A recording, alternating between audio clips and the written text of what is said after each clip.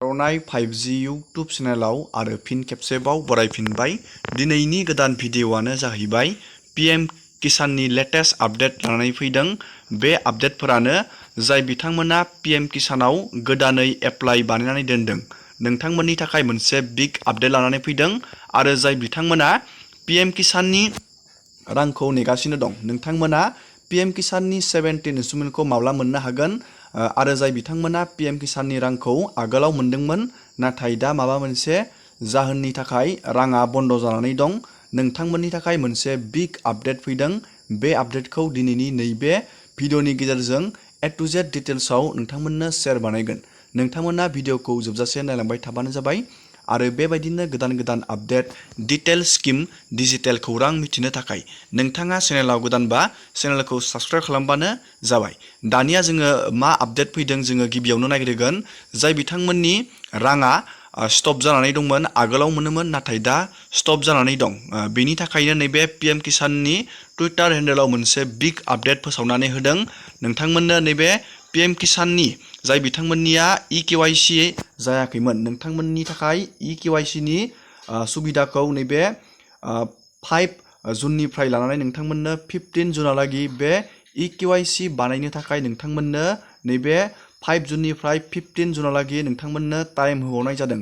जाय बिथांमोना EKYC नि प्रब्लेम जानानै नोंथांमोना PM किसाननि रांखौ मोनाखैमोन नोंथांमोना नैबे 5 जुननिफ्राय 15 जुनहालागै नोंथांमोना EKYC खौ नोंथांमोना होनानै नोंथांमोना PM किसाननि रांखौ लानो हागोन। नोंथाङा बे EKYC खौ बबेयाव होगोन होनब्ला नोंथाङा नैबे CSC सेन्टार बेखौ बुङो कमन सेन्टार सार्भिस नोंथाङा बे CSC सेन्टार नोंथांनि नियारेस्ट खाथिनि बे CSC शपआव थांनानै नोंथाङा आखाइनि फिंगारप्रिन्ट होबानो नोंथांनि EKYC आ डन जागोन आरो नोंथाङा बे PM किसाननि नोंथाङा रांखौ मोननो हागोन।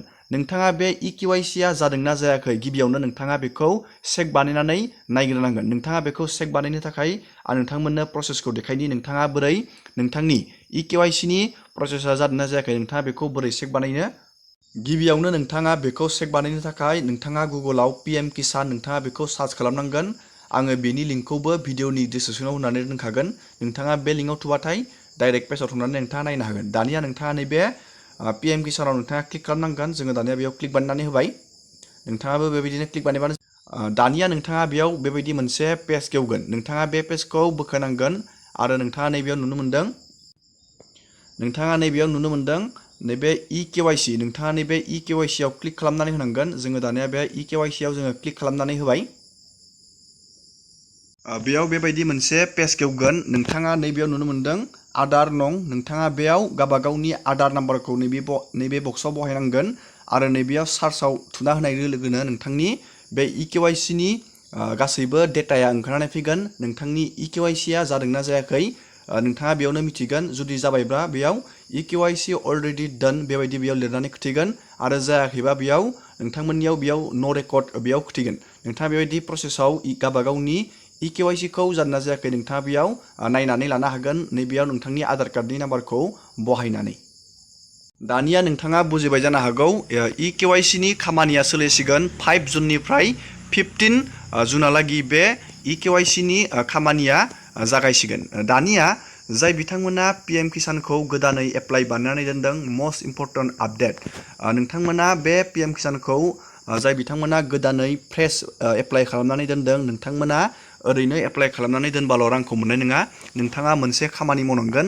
मा खामानि मावनांगोन गिबियावनो नोंथाङा नैबे PM किसाननि पर्टेलाव नैबेयाव फैनानै नोंथाङा गिबियावनो नैबे status of self registered farmer नैबेयाव नोंथाङा क्लिक खालामनानै नायनांगोन। नोंथाङा बेयाव क्लिक खालामनांगोन खेबसे आङो बेयाव क्लिक खालामनानै होबाय नोंथाङाबो बेयाव क्लिक खालामबानो जाबाय। नैबे नोंथांनि नैबे स्टेटास अफ सेल्फ रेजिस्टार फार्माराव दानिया जोङो बेयाव क्लिक बानायबाय दानिया नोंथाङा बेयाव नुनो मोनदों नैबेयाव status of self registered farmer नोंथाङा नैबेयाव नोंथांनि आधार नाम्बारखौ नैबेयाव बहायनांगोन। नोंथाङा एप्लाइ खालामनाय समाव नोंथाङा जि आधार कार्डखौ होदोंमोन नोंथाङा बेयाव आधार कार्डनि नाम्बारखौ नैबे बक्सआव बहायनांगोन आरो नैबे केपसाखौ नोंथाङा नैबेयाव बहायनांगोन आरो नैबेयाव सार्च खालामनांगोन। बेयाव सार्च खालामना होनाय लोगो लोगोनो नोंथांनि नैबे स्टेटासा डिस्ट्रिक्ट लेभेलाव एप्रुभ जानानै दंना गैया नोंथाङा बेयाव नुगोन। नोंथाङा बे स्टेटासखौ नोंथाङा डाउनलड खालामनांगोन डाउनलड माने नोंथाङा स्क्रिनशट बानायना लाबानो जाबाय आरो बेखौ प्रिन्ट आउट बानायनांगोन। नोंथाङा बेयाव जाय बिथांमोननिया एप्रुभ जायाखै नोंथांमोना बे नैबे फर्मखौ लानानै नोंथांमोना एग्रिकालचार अफिसाव नोंथाङा बेनि बागै नोंथाङा सावरायहैनांगोन। नोंथाङा जुदि इलिजिबल, नोंथाङा जुदि बे पिएम किसाननि जग्यता, नोंथाङा बे पिएम किसाननि रांखौ मोननो हाथावथावबा नोंथांनि रांखौ रावबो लाखिनो हाया। नोंथाङा बे स्टेटासखौ नोंथाङा प्रिन्ट आउट खालामनानै नोंथाङा बेयाव एग्रिकालचार अफिसाव नोंथाङा बेनि बागै खौरां लाहैनांगोन। अब्लानो नोंनि बे प्रब्लेमा सल्भ जागोन। जाय बिथांमोननि पिएम किसाना गोदानै फ्रेस बानाय जादों, नोंथाङा पिएम किसानखौ ओरैनो एप्लाइ बानायनानै दोनबाल' नोंथाङा रांखौ नेबाय थाबा मोननाय नङा। नोंथाङा बे खामानिखौ मावनांगोन जाय बिथांमोना गोदानै एप्लाइ बानायदों। दानिया जोङो बुजिबाय जानो हागौ बे पिएम किसाननि EKYC आरो जाय बिथांमोना गोदानै एप्लाइ बानायदों नोंथांमोना बे प्रसेसखौ बानायबानो जाबाय। लोगोसे दा जोङो सावरायगोन पिएम किसाननि 17 इनस्टलमेन्टखौ नोंथांमोना नैबे जुन मान्थनि नोंथाङा जोबनायथिं मोनहैनो हागौ। मानो होनब्ला पिएम किसाननि रांखौ नैबे बोसोराव खेबथाम सोनाय जायो। दाख्लैबावै नैबे 28 फेब्रुवारियाव 16 इनस्टलमेन्टखौ सोदोंमोन। नोंथांमोना मान्थखौ एसे सानबानो जाबाय। मास मोनब्रैनि गेजेर गेजेर बे पिएम किसाननि रांखौ सोनानै होयो। थांनाय बोसोरावबो जोङो जुन दानावनो मोननो हादोंमोन। नोंथांमोनाबो एबार नैबे जुन मान्थनि जोबनायथिं नोंथांमोना पिएम किसाननि जाय बिथांमोना इलिजिबल, नोंथांमोना नैबे पिएम किसाननि 17 इनस्टलमेन्टखौ नोंथांमोना जुन मान्थनि जोबनायथिं नोंथाङा मोनहैनो हागौ। दिनैनि भिडिअखौ आङो बेखिनियावनो फोजोबबाय। जाय बिथांमोना पिएम किसाननि रां मोनाखै, EKYC नि प्रब्लेम, नोंथांमोना थाबैनो बानायनानै लाबानो जाबाय। लोगोसे नोंथाङा आधार कार्डजों बेंक एकाउन्टजोंबो लिंक बानायनांगोन, DBT बुङो बेखौ। दिनैनि भिडिअखौ आङो बेखिनियावनो फोजोबबाय।